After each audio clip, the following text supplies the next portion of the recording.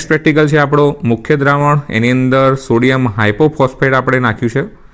અને જો તમને સફેદ અવક્ષેપ મળે તો સમજવું કે Mg+2 આયન, મેગ્નેશિયમ +2 આયન હાજર છે, જે આપણને છઠ્ઠા સમૂહમાં જોવા મળતો હોય છે સમૂહના ચાર્ટની અંદર. તો અહીંયા આગળ દેખાય છે બેટા સફેદ અવક્ષેપ. સોલ્યુશન આપણે ઓછું લીધું છે થોડું, બાકી તમારે અત્યારે હાલ તમે જે જોઈ રહ્યા છો સ્ક્રીન ઉપર એટલું મેઇન સોલ્યુશન, ઓરિજિનલ સોલ્યુશન લેવું અને એના પછી પદાર્થ નાખવાનો રહેશે. આ જે વ્હાઇટ પીપીડીઝ તમને દેખાય છે સફેદ અવક્ષેપ બેટા, થોડા બ્લુઇશ ટાઈપના લાગતા હશે પ્રકાશને કારણે.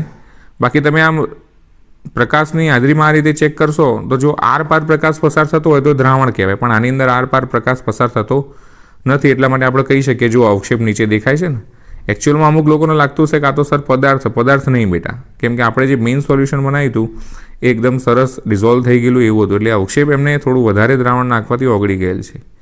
ઓકે.